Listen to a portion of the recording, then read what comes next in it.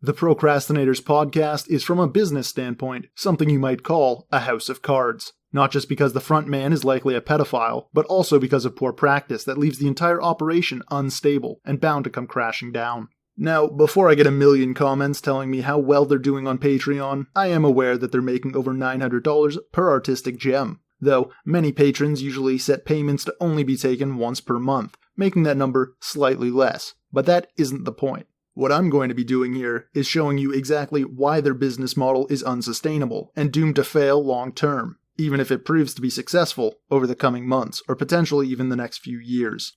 For those of you that may be unaware, the Procrastinators, or PCP for short, is a group of ex-brony friends known as the Horseshoe Crew, who have since begun creating weekly podcasts centered around their own creative endeavors and the creative endeavors of others. The unofficial commander-in-chief of the group is a guy named Digibro.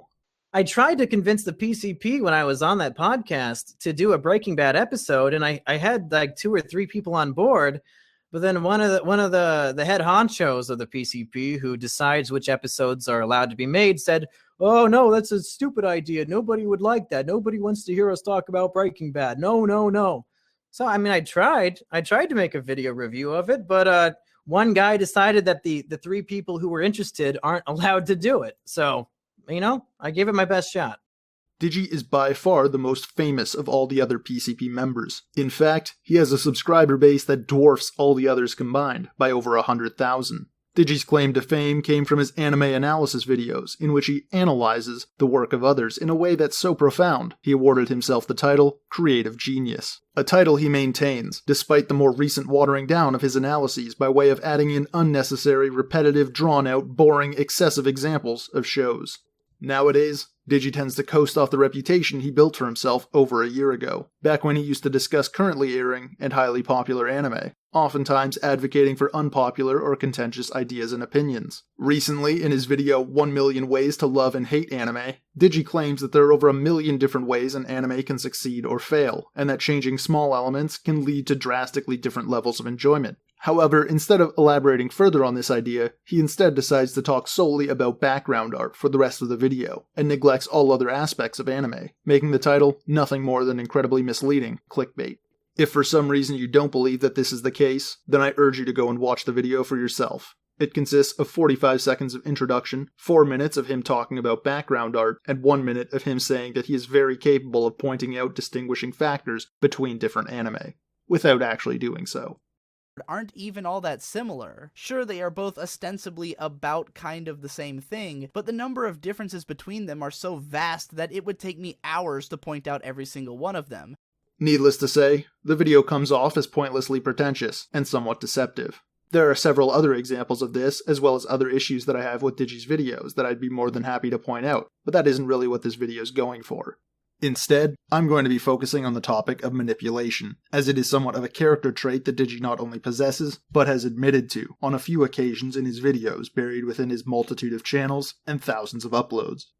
Victor, goes on about how, like, the ways I would manipulate him to do chores and stuff, and all of it's completely accurate.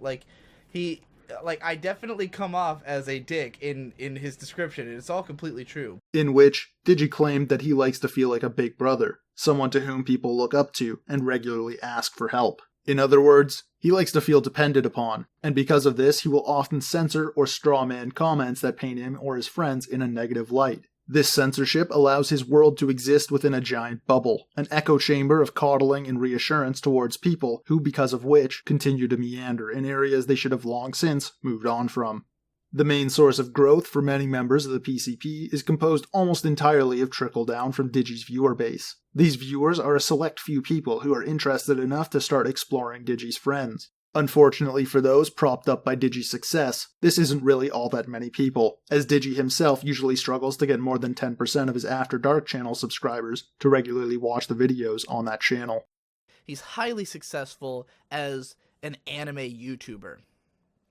And I'm not, and you can see that in my current output, where I'm not getting great view counts on my current videos.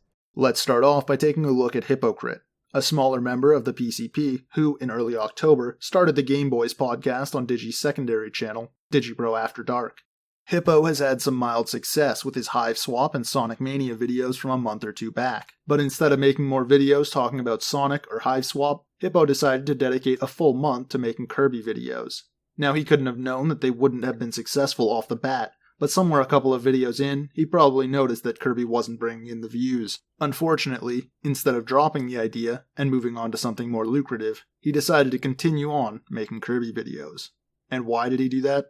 I believe it's because the PCP members regularly promote the idea of only making your content the way that you want to. I have no interest in like catering my content or something to be more popular, because if it's not the thing that I want to make, then I don't care. If it's not the thing that I want to make, then I don't care what people think about it or how popular it gets, because it's not really mine. Compromise is looked down upon and treated as failure, because in their eyes, you're conforming to what the people want to see, as opposed to what you want to create. Now, if you're making content purely for the reason of self-fulfillment and personal enjoyment, then there's nothing wrong with that line of thinking. However, if you intend to make a career out of your art, like most of the PCP members do, then you need to adapt to what people want to see. The reality of the situation is that in the YouTube business, being unflexible in the content that you create isn't going to get you more views or make you more money. It's going to make you resent the other people who succeed on the platform for doing what you're unwilling to do, which will inevitably bleed into your work and turn viewers away.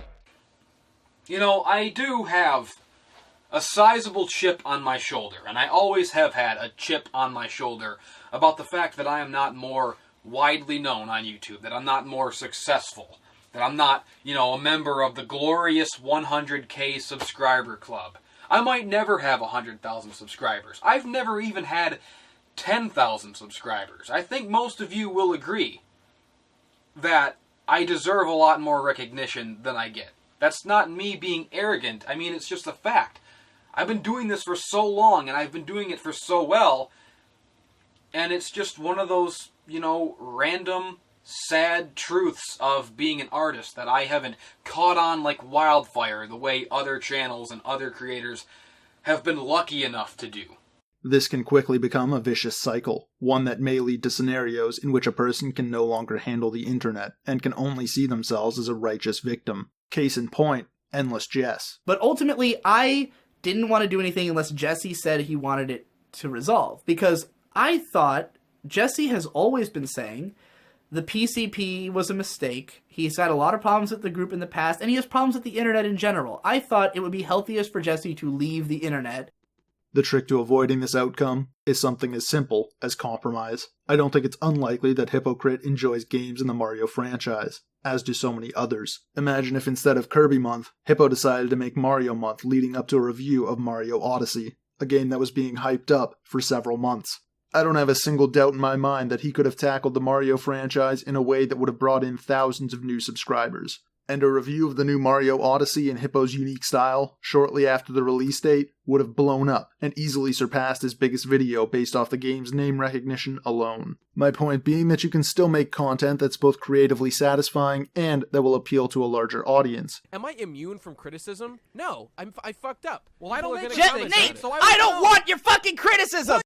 Unfortunately, that isn't the only instance of suppressive ideology that is regularly espoused by members of the PCP. The PCP also seems to have a massive issue with creators trying to bring in more money through sponsorships and product advertisements. This was the main reason behind why many members of the PCP refused to be friends with Jeff Thu, aka Mother's Basement, and ultimately decided to disassociate themselves from him. Because the PCP is very much like an art-centered group. Like, we're all very artiste. We want things to be exactly what we want. We don't get that excited about, the fame and fortune so much, except when it comes as a consequence of doing what we want. Jeff is much more interested in, doing the sellout video. In, doing the collab with the famous person because they're the famous person. He likes that kind of stuff, and I don't blame him at all, because that stuff is, it's all great and it's good feathers in your cap. But he's much less of an artiste kind of guy. You don't get this sense that he has this grand vision for his videos and his content, so much as that he likes making a lot of money, and he lately he's been doing tons of like sponsored videos and advertisements. People are calling him like the shill king, and I think some of his audience is starting to get sick of it, honestly, because he's just shilling so fucking hard. Now, if you're familiar and up to date with Digi's content, you might find this to be a bit strange and possibly even hypocritical, because in more recent videos, Digi has been plugging the ever-living fuck out of his Patreon. He's even gone so far as to take 15-minute clips from his patrons-only podcast and make them into video advertisements on his After Dark channel. This is a decision that not only negatively impacts non-patrons, who will end up watching an incomplete video, the rest of which is hidden behind a $15 per month paywall, but also to Digi's own patrons, who will end up having to sift through content they've already watched before. But hey, business models that provide an inconvenience to returning customers seem to be fairly successful in the anime entertainment industry. Looking at you, Crunchyroll. Another example of Digi's recent acceleration in the production of video content that's drowning in avarice would be his series entitled Digi's Office, in which Digi systematically reviews his way through office equipment for the sole purpose of leaving Amazon affiliate links in the description. This content usually consists of 8 to 15 minute episodes reviewing products like his tripod or his mic stand, many of which he has talked in depth about in the past on the same channel, making the series come across as an obvious ploy to rake in a couple of extra bucks as we approach the holiday spending season. This level of money grubbing rivals that of YouTubers like Mother's Basement or the Pedantic Romantic, who nonchalantly show products and services to their fans on a regular basis. But what makes Digi's videos negatively stand out from the others is that he isn't putting them on his main channel in order to target new viewers. These videos are on his vlogging channel, watched by his more dedicated fans, several of which specifically followed him because they respected the fact that he had at one time upheld a certain level of integrity with regards to not selling out. But that's not all. On Digi's main channel, he recently made a video entitled There's Too Much Anime, wherein he all but begs producers to pay him to talk about their shows, something he already literally does for a living. In fact, why haven't the producers of the show tried to offer YouTubers like me some kind of endorsement deal so we can promote their shows? We've got the reach, we've got the willingness, you pay me to talk about a show I like? Oh, I'm never gonna shut up about it. To be fair though, Digi hasn't yet stooped so low as to accept sponsored endorsements for things like Naruto Online or those other assorted boxes of random junk that couldn't sell in stores. The problem is that he's taken a very hard stance against shilling in the past, making his current decision to do so extremely far off brand. Like, I don't want to watch someone shilling stuff all the time. That's not entertaining to me. You know, you don't see me doing that, and I could, every brand deal Jeff has, I have the opportunity for. Every single one of them. You know, anything you've ever seen Jeff shill, it's been offered to me, and I've turned it down. Despite this recent development of corporate solicitation, Digi found it necessary to confront Mother's Basement in person at the Crunchyroll Expo. During this encounter, Digi made it known to Jeff that Digi does in fact hate him. And why does Digi hate him? Well, because Digi doesn't believe that Jeff has integrity, and was angry about Jeff's podcast guests' microphone quality. Most of it's not really that serious and stuff, and I was like, you know, how me and Giga don't really hate each other. We never even really talked to each other. And Jeff said something like, "Yeah, when are people gonna stop thinking you and I hate each other?" And I said, "I do hate you, Jeff." And he was like, "Really?" I was like, "No, I really hate you, Jeff." And he was like, "Why do you hate me?" And then I ranted at him about the fucking podcast thing, the shit audio. That I've been mad about ever since. And I got him to like actually earnestly apologize for it, so that was nice. Good job. Yeah. Good job. Even if there is some legitimacy to Digi's point about Jeff over-advertising, it seems pretty harsh and unfair to hate someone for doing so, especially since Jeff considered Digi to be a friend, and never actually did anything negative towards Digi or his friends, especially nothing that would warrant their hatred. Regardless of this blatant and unfair hypocrisy, Digi's rapidly increasing need to shill his Patreon, force-feed his longtime followers extended product placement commercials, and beg for anime-related sponsorships in his videos is not only greedy, but also incredibly unprofessional. Instead of trying to contact people within the industry to try and work out a deal, he instead publicly complains about not being sponsored. That on its own would be a bit awkward for potential endorsers, but odder still is how he completely fails to consider his own past actions, things any potential backer would be wary of.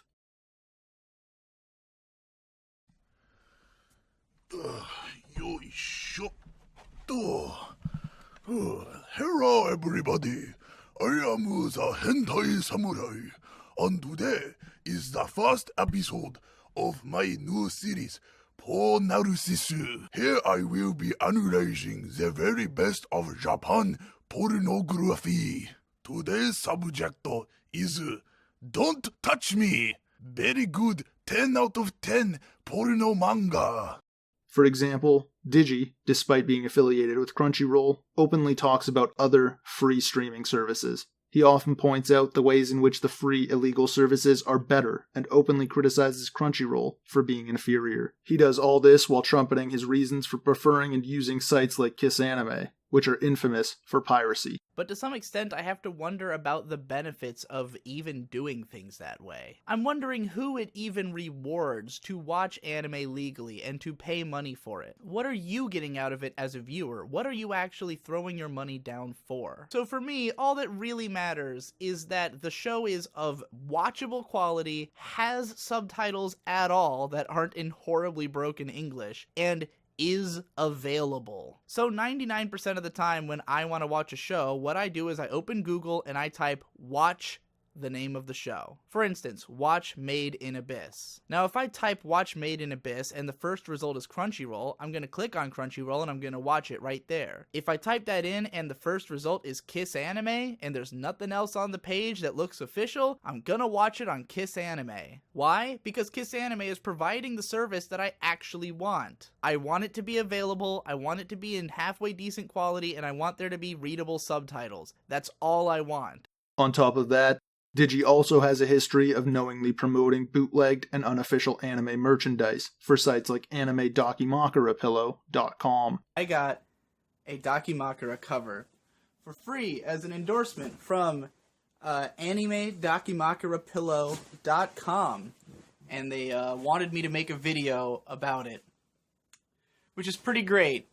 I don't know what I'm getting out of this other than free stuff. I think they just want me to make them videos and then give me more free stuff if people like the videos, which I'm okay with.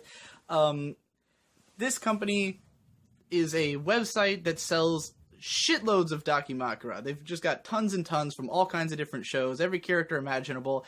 I don't think any of them are official.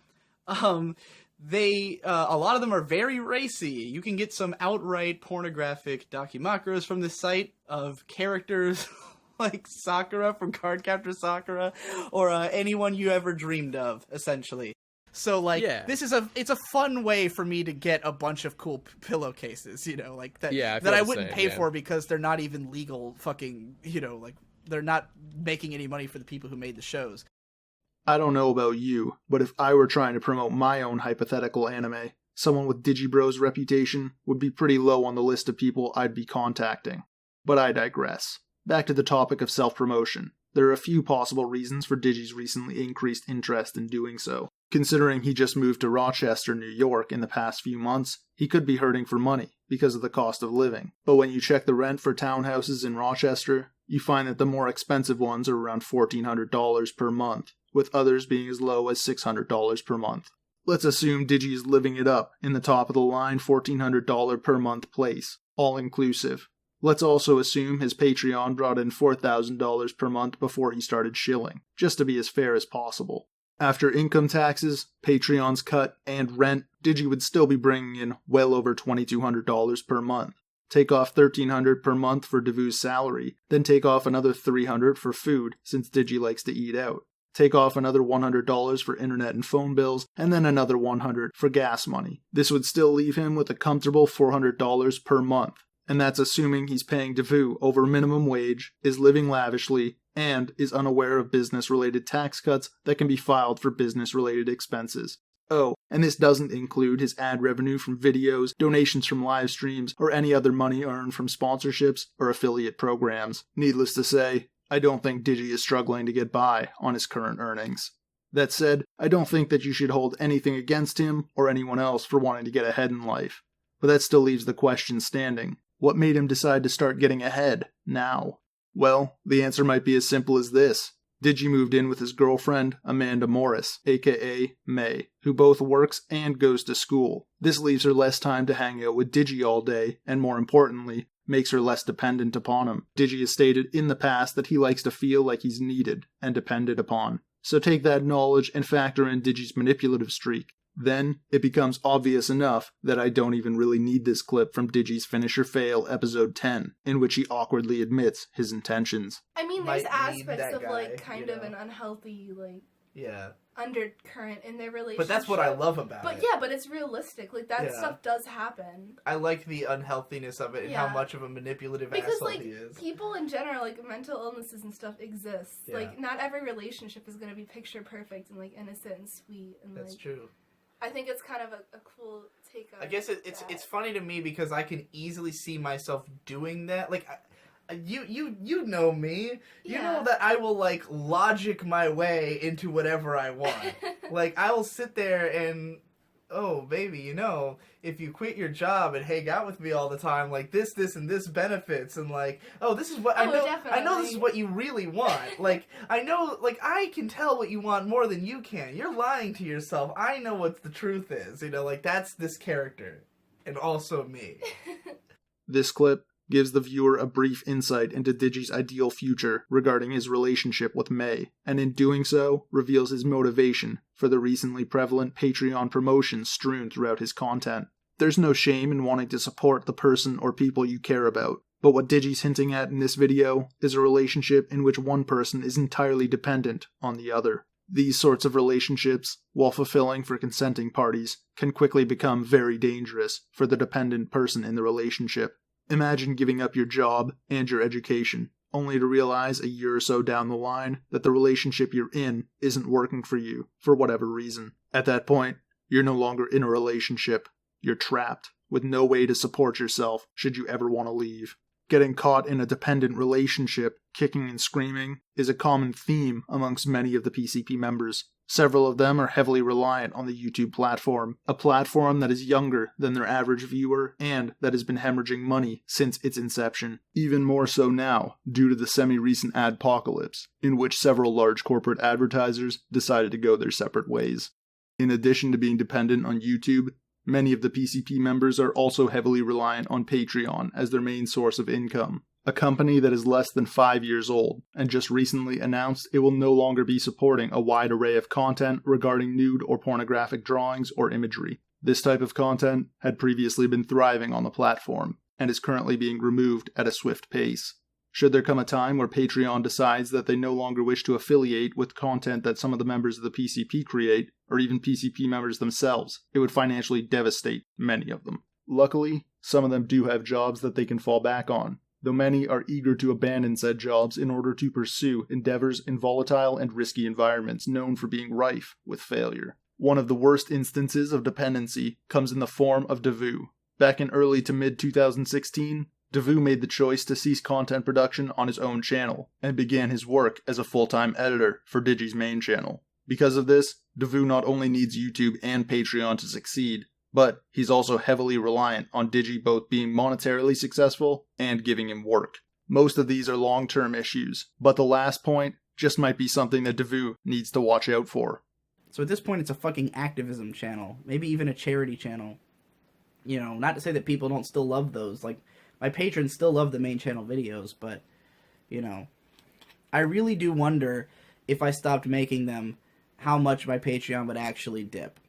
This clip from the Meta Hole episode 2 shows that Digi has at least contemplated stopping the production of main channel content, something that would not only be terrible for Devu's sake, but would also be massively destructive to Digi's revenue stream, future growth, and reputation in the anime entertainment industry.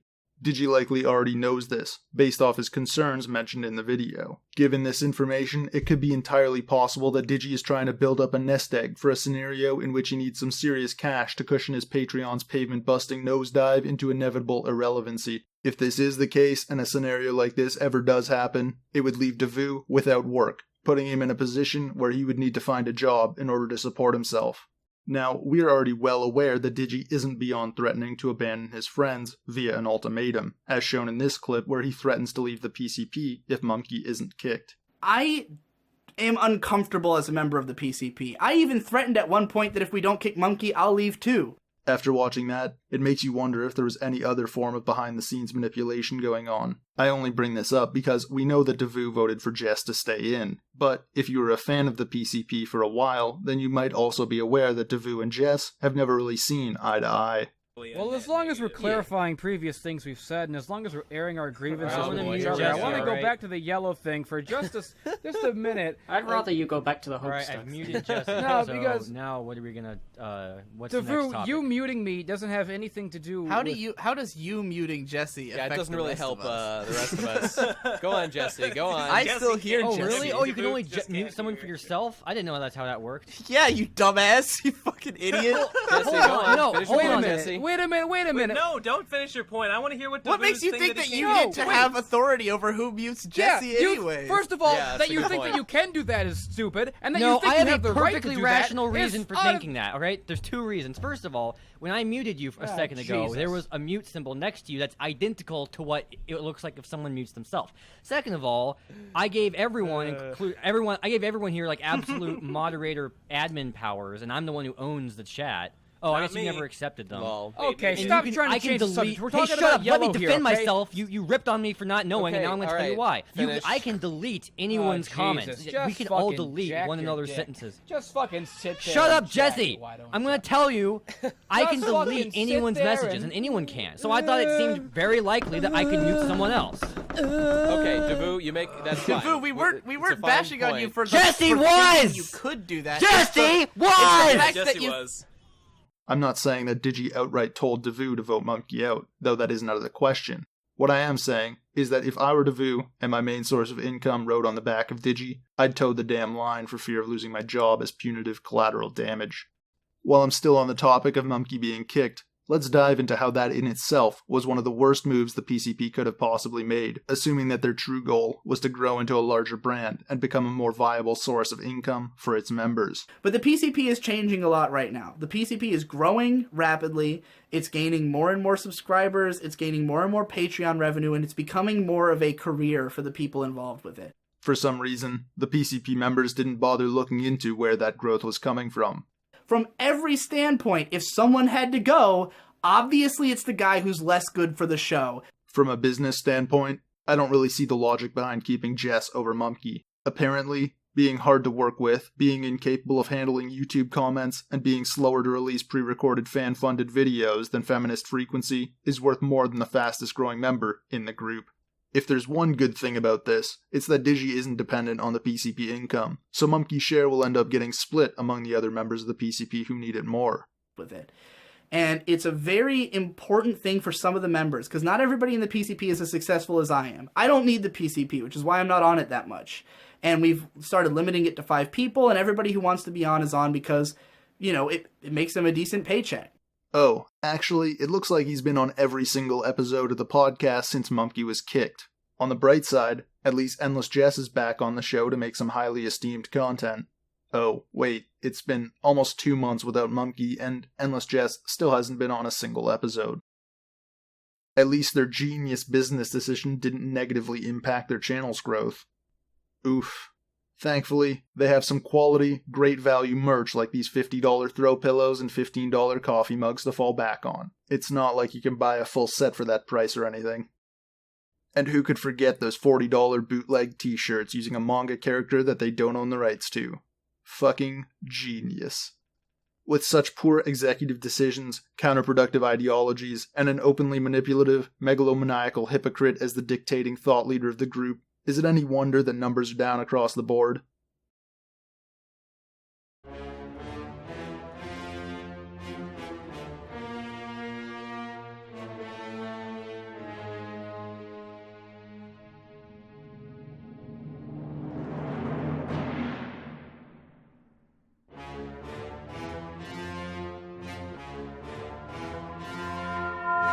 This goes out to the whole PCP, little thin-skinned crew, please no bully. Follow commenter rules and keep our egos intact, because we're sick of endless Jess always being attacked. Well, I got news for you bitches, there's a bully in the building, ready to drop bombs on all you little children. I'm going in on the horseshoe crew, throw your asses in the ghetto like a Polish Jew. Specifically, I want to talk about the bleed and the weave, and I don't mean to make comparisons to all of the heats, but I got 7,860 whole reasons why you motherfuckers should kill yourselves before the next season. We got the big boy here with the Zyklon B breath, and his little lapdog looking like faces of mess.